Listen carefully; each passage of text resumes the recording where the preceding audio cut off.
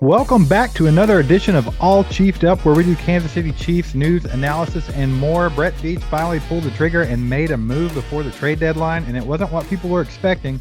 It was for Kadarius Toney from the New York Giants for a conditional 3rd round and 6th round pick. In my opinion, pretty good deal. Mike, what did you think about it?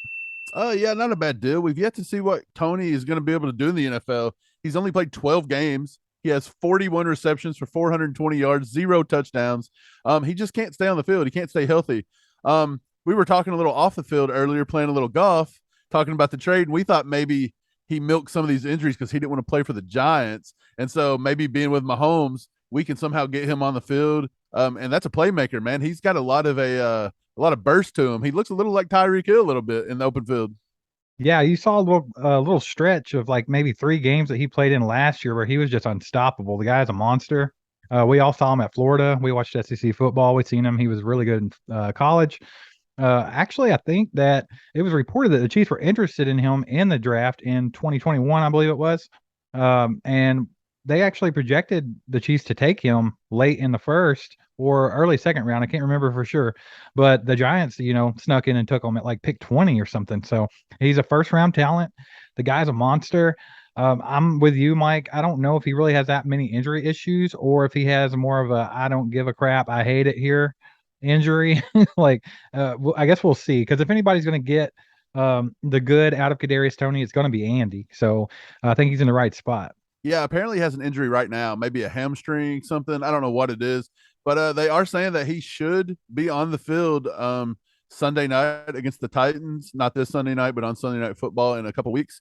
And we should see him. I don't think he'll have a huge role because, like we said, that playbook's tough to learn.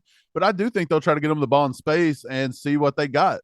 And I'm excited about it, man. I think there's a lot of upside on this trade. Like I said, I don't really care about draft capital as much as a lot of people do. You have to think how many bad 3rd round and 6th round picks there have been in the last, say, 10 to 20 years or in the history of the draft. You don't hit on those all the time. You don't always get a Kareem Hunt. You know what I mean? I don't care that much about the draft capital. We have picks in those rounds anyway. So we're not really losing much. And you got this guy that the ceiling is through the roof. So if Andy can get the most out of him and he finds a new love for football and he actually cares now because he's excited about his situation, you could see a whole different guy. And it could be a huge pickup for the Chiefs. Yeah, I think the question is, this guy's so young. We get him a couple years before he even comes off the rookie contract. If he can keep it together, like, are we looking to move someone? Like we talked about, are we looking to move Miko? Is this an insurance plan in case we can't re-sign Juju or MVS because he's essentially on like a 2-year deal? I wonder what this is about, or is it just something where we're just adding weapons? I guess we won't know it till it happens, but it's just trust in Veach, man. Veach always seems to find these weird deals and these crazy things. The league is rather peed off that Kansas City got him another playmaker today. Like, the media's heads are exploding. So I think it's hilarious. On the heels of this Kadarius Toney trade, do you think there's still moves to be made before the trade deadline? Are we going to go after a defensive piece, whether that be a pass rusher or cornerback? Well, I was in the camp of I didn't think we needed any more wide receivers, any more playmakers. I thought we have too many mouths to feed as it is, especially with us not being able to bring Sky Moore along. It was too early to give up on him. I don't think they're planning on giving up on him, but it's like, how are we getting all these guys? There's too many mouths to feed. I thought we were going to go after defensive line. I'd still love to see him hit up Deron Payne, maybe. I'd still give another 3rd round pick for him. I'd just go without 3rd rounders if we have another one. I'm not for sure what our picks look like. I do know we have a lot of them. Other than that, I think you can kind of knock the big names like Brian Burns out. I think this probably seals the deal on that All one. right, guys, it's time to go over a couple plays from the San Francisco 49ers game. And what better play to start with than that unicorn we saw out on the field? A power run with Pacheco in the I formation with Patrick Mahomes under center. What on earth was going on here, Mike? I have no idea. I couldn't believe it when we've seen it. People's been talking about, why don't Mahomes play under center? Well, they got to see it. They got to see a little bit of power run as we have called. So what you're going to see is Mahomes comes to the line of scrimmage. He counts the box. When we refer to the box, it's linebackers, it's linemen, it's whoever wants to get in that run box. We're obviously in an I formation. We're strong left, which means I think it was Noah Gray that lines up down here to the short side of the field. That makes it the strong side.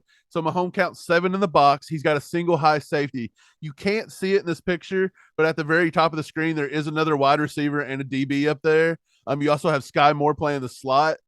His corner is off of him by about 10 yards, but he is going to be man to man. And then, of course, you got a corner down at the bottom of the screen. He is going to be Noah Gray's shadow. That is who's going to defend Noah Gray. But what you're going to see is you're going to see some zone blocking. Noah Gray is going to come out and take the defensive end. You're going to have a double team with Orlando Brown and Joe Toney. Joe Toney is supposed to slide off and get to the second level. He's going to go after the linebacker. You're going to see Creed and Trey Smith do the same thing. Trey Smith's supposed to slide off and get to the second level. You're going to have Wiley kick his guy out, and then Burton is responsible for the weak side linebacker. So what you're going to see is you're going to see the play come right through the hole. Good blocking right off the bat. Good blocking from everybody. Wiley's turned his guy. OBJ's got his guy. The guy's got to get to the second level now. What you're going to see is Pacheco takes the ball and gets 5 yards before anybody touches him. But what you see is Orlando Brown on the backside kind of did a little, a cut block, and his guy didn't hit the ground. And then you see Trey Smith not be able to get out to the second level and get his guy sealed. Burton gets his guy sealed. Trey Smith couldn't do it, so Pacheco don't have his initial running lane. He tries to cut back inside to make something happen. And, Brown's guy kind of comes off of him, makes the play. It wasn't Brown's fault, wasn't nobody's fault. I'd say Trey Smith might be the guy that didn't cause it to break for longer. But as you've seen, he didn't get hit. It was a nice 6-yard gain. It was a nice run, man. I'll take 5 and 6 yard gains all day long from the Chiefs. Right. And I'm just excited because this is the kind of package that we want to see. We want to see Isaiah Pacheco in that power run game, the I formation. We've talked about it. And I think, this play might have only got maybe 6 yards. But if you keep pounding the rock that way, it opens up those long passes that you were able to see in the San Francisco game. And that's what everybody wants is the big plays from Mahomes and MVS, the big long shots. Guys, you're not going to get them unless you see more plays like this. Right. That was a beautiful play. Like you said, I want to see more power run. I want to see more Mike Burton. That sounds stupid, but I want to see Burton on the field. If Burton's on the field, that means we're going to run it down your throat. Exactly. All right, this next play, it was 3rd and 20. And what better than a screen pass to Jerick McKinnon that picks you up 34 yards, man? I mean, you don't see that one coming, but you do know that if you give him the ball in space, he can make some things happen. Mike, why don't you take this one away and tell us how this play developed? Right. It was a beautiful play call, actually. When we got 3rd and 20, we were both looking at each other like, what are they going to do? And we both said screen pass. Like, we could see it coming. We didn't think it was going to go for 34. We thought maybe you'd pick up maybe 15 and have to punt. But no. Okay, so we're gonna break it down for you right here. You got Nick Bosa highlighted on the edge. That's going to be the guy that becomes unblockable. Like, you're just not going to block him. McKinnon's just going to come up, chip him, and kind of slide off of him, and he's just going to come unblocked, running right at Mahomes' head. They've actually got 3 down linemen. They show a 4th, the linebackers, over the top of Creed, but he's just going to show, and then he's going to fall back into coverage. He's actually not going to be of any threat. So the main play here is going to be the 3 offensive linemen on the left side. Creed, Toney, and Orlando Brown. Those are the guys that make this play happen. You've got 3 defenders out to the left. You've got a safety, a linebacker, and a corner. Those are going to be your 3 reads. So once McKinnon breaks off this play, Mahomes gets on the ball, you see those big nasties get up the field and go crazy. First of all, Orlando Brown just pummels someone. Then you have Joe Toney. He gets his guy. He pummels him. Then Creed, not to be outdone, throws his guy in the next week. And then to top it all off, here comes Travis Kelce across the field, and he lays a block, seals it. McKinnon finds it, gets to the corner, 34 yards. It was a beautiful play, man. That was one of the best plays of the day, I thought, in my opinion. Right. And the offensive line probably had their best game of the year so far. It even had all the naysayers talking about how good they played, and that means a lot. Some misconceptions I've seen, though, is that the only reason that Pat Mahomes had such a good game was because his line actually gave him time this game. That is not true. Not at all. He's had plenty of time most of the year. He had a rough time against Buffalo a few times, but it's Von Miller, man. You're going to.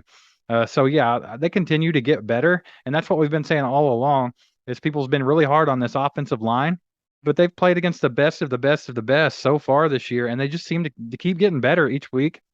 And this backside of the schedule is not as challenging for them as the front half. So you should see a really, really good showing from the offensive line the rest of the season. Yeah, so not taking away from the 49ers front 4, but Bosa is heads and shoulders better than the other defensive end. So whichever side that guy was on, it was a little bit of easier blocking assignment than, hey, if you're going up against the Chargers and you have Khalil Mack and the other Bosa. Like, come on, like, this was a little easier front to handle. That's why you've seen our tackles do a little better today. You've seen our whole entire offensive line do better today. But yeah, Mahomes actually made good decisions here. You've seen us the play calling actually on this play used their speed and their willingness to get upfield to our advantage. That's something Andy Reid and Bieniemy have to keep doing, and we got to keep putting that into the offense. That's how we're going to keep beating these teams. Okay, and for the last play that we're going to go over from the San Francisco 49ers game, we're going to flip over to the defensive side of the ball and show you maybe something that wasn't a win. It was Jalen Watson. He had a little trouble here, and it was a 15-yard touchdown pass to George Kittle. And I think the reason why Mike wants to break this play down for you guys is because he just wants to show that the inexperience is what caused this. Jalen Watson was simply out of position. He should have been on the inside there, and that's the only reason this touchdown pass was able to be made. I think if he was in the right position, he knocks that ball down all day. Am I correct, Mike? Yeah, I think so. He done a few things wrong. We're going to get into it. It's nothing that can't be corrected. It's just because he's young. So what you're going to see right off the bat is we're going to play man-to-man across the board. San Francisco's out there. They've got 3 wide. They've got Kittle in the slot to the right side of the line. Jalen Watson is on him head up. There's no ifs, ands, or buts. Jalen Watson is going to cover George Kittle here man-to-man. Put your big boy pants on. You're covering one of the best tight ends in the league, rookie. That's what's happening. You see our safeties come up. At least Reed did. He looks as if maybe he wants to play the run. Maybe he's going to blitz, but it's all smoke screen. Him and Thornhill are going to cut off to the end zone, and they're going to help our receivers on the outside to not get beat over the top like we seen last week. This is what we wanted, right? But you're going to have the play take off, and you're going to see the guy at the very bottom of the screen. I'm not for sure who that is. I think it's Josh Williams. I didn't have a chance to zoom in and take a good look at it, but I think it was Josh Williams. He gets completely burned. He tries to bump this dude and just completely whiffs, and Jimmy G would have been looking. I think he gets the pass in before Thornhill and throws a touchdown right there as well. So another rookie mistake. But we're focusing on George Kittle, and we're focusing on Jalen Watson. You're going to see with those safeties going out that the middle of the field is wide open. So what Jalen Watson has to do here, he has no help behind him. He has got to play inside leverage. He's got to make Kittle run through him. He cannot give him a free release to the inside. He just can't do it. He has to make Kittle run through him. He has to make it tough. Then on the back end of it, you see he's in good position. He's in really good position when the ball's there. Jalen Watson's looking right at the ball, but he makes mistake number 2. I don't know if they're still teaching this, but when I used to play, when you go up for the ball, you don't go over the top of them because you have to time that perfectly. You go between their arms in their chest, and that way when they come down with the ball, presumably, you pull the arm out, and then one of those hands have to release the ball. And you might get a drop, you might get lucky, you might pick it off, who knows? But you got to get your hands on their chest, and you got to rip at an arm. You don't do it on the outside. You see Jalen Watson do that. He's watching it. He mistimes it. He don't jump as high. Who knows what it was, but he misses the ball, and it's a touchdown. So, yeah, that's something he's going to learn. But, yeah, he had to make Kittle not have a free inside release. He had to play inside leverage. He had to force them to the defense. You cannot let him get to a part of the field where there's no help. Right. Well, props to Jalen Watson anyway. It's just growing pains, man. Same with Josh Williams. Those guys, I wasn't a big fan of either draft pick. They've both proved me wrong. Watson more so than Williams, but Williams has not got out there as much as Watson has. I just think they're going to go through some growing pains, but I think overall they're going to prove to be really good corners in this league. Yeah, I think so too. They both have their moments. I'm so glad Josh Williams got that pick. He needed that for his psyche. He needed that for his confidence. I think it's going to pay off. I know that Fenton's going to come back healthy here in a little bit, surely. I know for a fact that we're going to get back our number 1 pick. McDuffie. Yeah, we're going to get McDuffie back, and he's going to look good too. But this is experience that could, come down the road. We start getting to the playoffs and Fenton was to pull a hammy again, or Fenton hurts his shoulder or whatever else.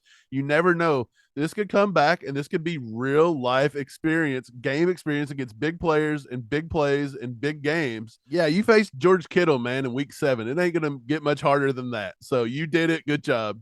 Thanks for liking, subscribing, and hitting that bell. Make sure to get down in the comments and let us know what you think of the play breakdowns. Also, what you think about the trade rumors. And if you want to know what Cole from How About Those Chiefs think about the trade rumors, you can check this video out right now, and you'll see it on there. Thanks for joining us, and we'll catch you next time. See you guys. I'm their father. There goes a sight from my soul.